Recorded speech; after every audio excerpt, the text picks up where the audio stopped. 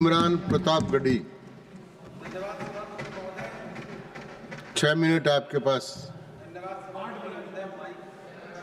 Mic. धन्यवाद सभापति महोदय। भूख के एहसास को शेरो सुखन तक ले चलो, या गज़ल को मुफलिसों की अंजुमन तक ले चलो। मुझको नज़्मो ज़ब्त की तालीम देना बाद में, पहले अपनी रहबरी को आचरण तक ले चलो। सभापति महोदय, मैं न्यू एजुकेशन पॉलिसी पे बात करने के लिए खड़ा हुआ हूँ। माननीय मंत्री जी यहाँ मौजूद हैं। न्यू एजुकेशन पॉलिसी कहती है कि हमारा जोर टीचर्स ट्रेनिंग पर होना चाहिए, लेकिन जो नेशनल सैंपल सर्वे ऑफिस का आंकड़ा है वो कहता है कि इस देश में सिर्फ 13% टीचर हैं जो ट्रेंड हैं। तो मैं माननीय मंत्री जी से जानना चाहता हूं कि क्या जो 87% टीचर्स हैं जिन्हें ट्रेनिंग देने की अभी ज़रूरत है, उनको ट्रेनिंग देने के लिए हमारे पास क्या रोड मैप रहेगा, और क्या हमारे पास इतने बड़े पैमाने पर कॉलेजेस हैं, रिसोर्सेज हैं जिनसे उन्हें ट्रेन किया जा सके। हमारी न्यू एजुकेशन पॉलिसी कहती है कि टेक्नोलॉजी पे जोर दिया जाए, और टेक्नोलॉजी के सहारे पढ़ाई को हमने कोविड के दौरान देखा भी है कि किस तरह से बच्चों को टेक्नोलॉजी के सहारे पढ़ाया गया। लेकिन मैं माननीय मंत्री जी से पूछना चाहता हूं कि जब इस देश में 80 करोड़ लोग 5 किलो राशन पे गुजारा कर रहे हों, तो क्या उन परिवारों तक इंटरनेट, कंप्यूटर, लैपटॉप जैसी सुविधाएं पहुंचाने के लिए कोई रोड मैप है ताकि उनके बच्चों को शिक्षित किया जा सके? मैं एक बहुत महत्वपूर्ण बात और सभापति महोदय यहां कहना चाहता हूं कि माइनॉरिटी कम्युनिटी से जुड़ा हुआ जो मदरसा एजुकेशन का पैटर्न है, उस पे बहुत गंभीरता से माननीय मंत्री जी से पूछना चाहता हूं कि जो न्यू एजुकेशन पॉलिसी है, कुछ मदरसे ऐसे हैं जिनको सरकार रिकॉग्नाइज करती है, लेकिन कुछ बड़े शिक्षण संस्थान हैं, नदवा और देवबंद जैसे, क्या न्यू एजुकेशन पॉलिसी के कॉन्टेस्ट में आपने इन बड़े संस्थानों से डायलॉग करने का कोई मानक या कोई बातचीत शुरू करने का प्लान बनाया है या नहीं, ये मैं पूछना चाहता हूं। और एक बहुत महत्वपूर्ण बात मंत्री जी से मैं पूछना चाहता हूं कि बहुत सारे माइनॉरिटी इंस्टीट्यूट थे जहां पर स्कॉलरशिप का प्रावधान था, लेकिन आपने मौलाना आजाद नेशनल फेलोशिप को एक झटके में बंद कर दिया। हजारों लाखों छात्र जो उस स्कॉलरशिप के भरोसे अपनी शिक्षा ग्रहण कर रहे थे। एक तरफ प्रधानमंत्री जी कहते हैं सबका साथ सबका विकास, एक हाथ में कंप्यूटर एक हाथ में कुरान, लेकिन जब स्कॉलरशिप आप बंद कर देते हैं तो गरीब तबके से आने वाला अल्पसंख्यक समुदाय के जो बच्चे हैं, उनकी शिक्षा व्यवस्था को लेकर के, उनकी शिक्षा को आगे बढ़ाने को लेकर के आपके पास क्या प्लान है? मैं माननीय शिक्षा मंत्री जी यहां पर बैठे हैं, उनसे कहना चाहता हूं कि पूरे देश में, पूरी दुनिया में प्रधानमंत्री जी जाकर के महात्मा गांधी जी की मूर्ति के सामने सर झुकाते हैं, उन्हें फूल चढ़ाते हैं, लेकिन आप ही की सरकार एनआईटी कैलीकट में प्रोफेसर साइजा ए को योजना और विकास विभाग का डीन बना देती है, जो खुल करके कहती हैं कि मेरी नजर में नाथूराम गोडसे तो बहुत महान था। तो आपकी नई एजुकेशन पॉलिसी ये है, इस दिशा में जा रही है।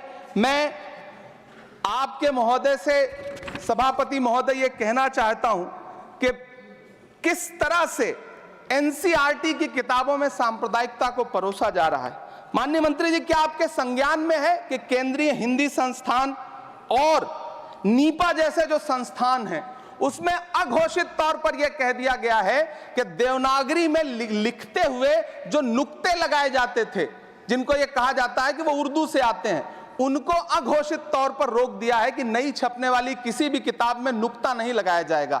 एनसीईआरटी की किताबें छापने वाले, लिखने वाले कई लोगों से मेरी व्यक्तिगत बात हुई, उनका यह कहना था कि हमें ऊपर से आदेश है, हालांकि ऐसा कोई लिखित आदेश नहीं है। तो मैं आपसे जानना चाहता हूं कि यह नुक्ता हटा करके आप देवनागरी भाषा को मजबूत कर रहे हैं या उसे कर्कश और कमजोर बना रहे हैं? यह मेरा माननीय मंत्री जी से अनुरोध है और यह मैं उनसे जानना चाहता हूं। सभापति महोदय, पीएम श्री विद्यालय को लेकर के बहुत बातें हुई। मैं एक चीज कहना चाहता हूं कि गाजीपुर एक जिला है उत्तर प्रदेश में, वहां वीर अब्दुल हमीद विद्यालय है धामूपुर गांव में। पिछले दिनों पीएम श्री कंपोजिट स्कूल का नाम लेकर के उस स्कूल का नाम बदल दिया गया, उसके सहारे भी सांप्रदायिकता परोसने की कोशिश की गई। जब सोशल मीडिया पे बहुत हंगामा खड़ा हुआ, हम सारे लोगों ने आवाज उठाई, तब फिर से बेसिक शिक्षा अधिकारी ने नाम बदल करके पुनः उसका नाम बीर अब्दुल हमीद, जो परम चक्र विजेता हैं, उनके नाम पे करने का काम किया। ये इस योजना के थ्रू भी सांप्रदायिकता को जो परोसने का काम किया जा रहा है, उसको मंत्री जी के संज्ञान में है यह बात या नहीं, और रोकने के लिए क्या काम करेंगे। एनसीईआरटी की जो किताबें हैं, उनसे हिंदू मुस्लिम एकता के जो चैप्टर हटाए जा रहे हैं। महोदय, एनसीईआरटी की किताबें बच्चों का ज़हन तैयार करती हैं। आप बेसिक तौर पे एक नया इतिहास पढ़ाने के चक्कर में बच्चों को, छोटे बच्चों को जो गुमराह करके उनको एक झूठा इतिहास पढ़ाने का प्रयास कर रहे हैं, आगे चल के दुनिया में वो बच्चे कहां सस्टेन करेंगे। तो मैं माननीय मंत्री जी से कहना चाहता हूं कि शिक्षा और धर्म को एक दूसरे से अलग रहना चाहिए। मैं आज इस विषय पे बात करते हुए एक बहुत महत्वपूर्ण बात और कहना चाहता हूं कि दिल्ली विश्वविद्यालय में पाठ्यक्रम में जो बदलाव किए गए हैं, जिसमें राजनीति विज्ञान के पाठ्यक्रम से भीमराव, रामजी अंबेडकर, मोहनदास करमचंद गांधी, मोहम्मद इकबाल और भारत के संविधान पर आधारित शोध पत्रों को हटाया गया है। दलित लेखक बामा और सुकीरथ राणा को अंग्रेजी पाठ्यक्रम से हटाया गया है। क्या ये चीजें माननीय मंत्री जी के संज्ञान में है? समय बहुत कम है। मैं इस नई एजुकेशन पॉलिसी पर आदरणीय मंत्री जी से और सरकार से इतना कहना चाहता हूं कि आप बदलाव के नाम पर ये जो नई चीजें लेकर के आ रहे हैं, कैंपस में जिस तरह की गुंडागर्दी है, अभी एक माननीय सदस्य ने बोलते हुए जेएनयू का जिस तरह से जिक्र किया कि जेएनयू में इस तरह के नारे लगे, कुछ नकाबपोश लोग आते हैं, नारे लगाते हैं, चले जाते हैं, पुलिस सालों साल गुजरने के बाद उन नकाबपोश लोगों को ढूंढ नहीं पाती है।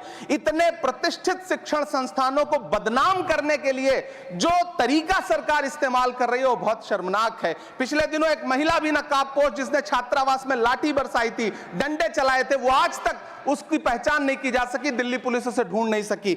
जामिया की लाइब्रेरी में जिस तरह से लाठियां बरसाई गई थी, उनके जख्मों के निशान आज तक नहीं सूखे हैं। अलीगढ़ मुस्लिम विश्वविद्यालय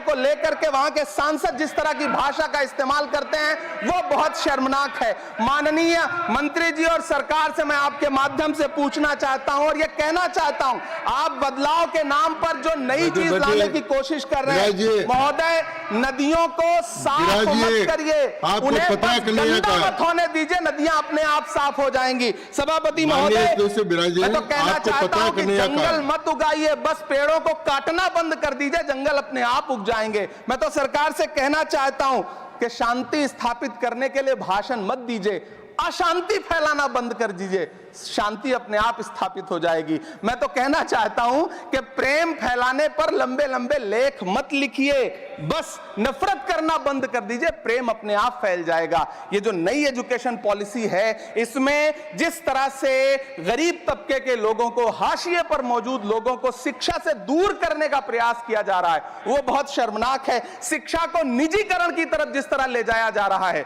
वो बहुत शर्मनाक है। माननीय मंत्री जी इस पर सोचें और इसे सुधार करने का प्रयास करें। इस सदन की तरफ से शायद इससे बेहतर बात, इससे बेहतर सुझाव हम नहीं दे सकते। बहुत बहुत धन्यवाद। धन्यवाद इमरान।